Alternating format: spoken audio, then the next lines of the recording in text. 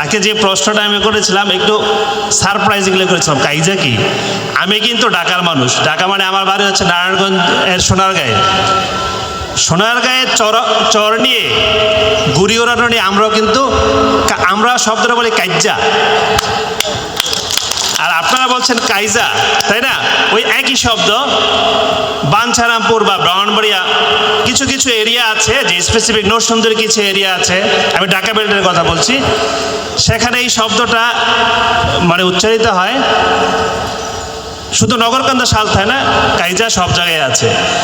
এটা আসলে এই শব্দটা হচ্ছে একটা সেমেটিক ওয়ার্ড, মানে হচ্ছে আপনার যদি আমি বলি এটাইমোলজি বা শব্দবিজ্ঞানে, এটা হচ্ছে একটা অ্যারাবিক ওয়ার্ড।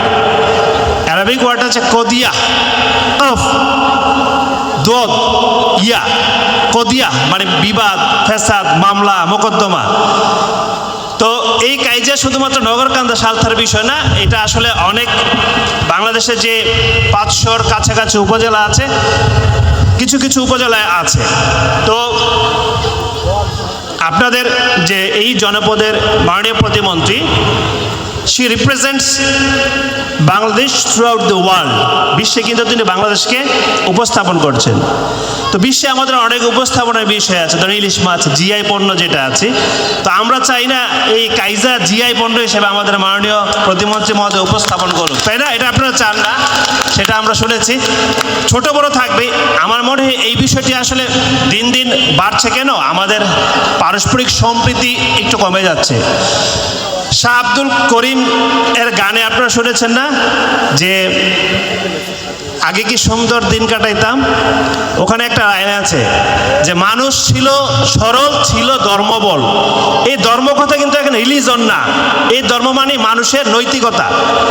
আব্দুল করিম এই ধর্ম শব্দটা বা 18 শতকের দিকে ধর্ম শব্দটা রিলিজন হিসেবে ব্যবহার হয় নাই, হয়েছে মানুষের নৈতিকতা বোঝাতে। তো মানুষ ছিল সরল, ছিল ধর্মবল, মানে আমাদের নৈতিকতা ছিল। সেজন্য আমাদের কিন্তু গ্রাম পর্যায়ে পঞ্চায়েত এর মতো ছিল, অর্থাৎ একটা গ্রাম বা একটা ওয়ার্ড বা একটা ছোট্ট জনপদে কয়েকজন মাতব্বর থাকতো, ছোট ছোট, তাই না?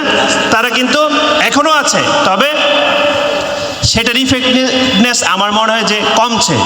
আমরা চাই যে এই যে গ্রামের যারা স্থানীয় যে বিচার ব্যবস্থা আছে সেটা আরো শক্তিশালী হোক। তাহলে কিন্তু এই যে দ্বন্দ্ব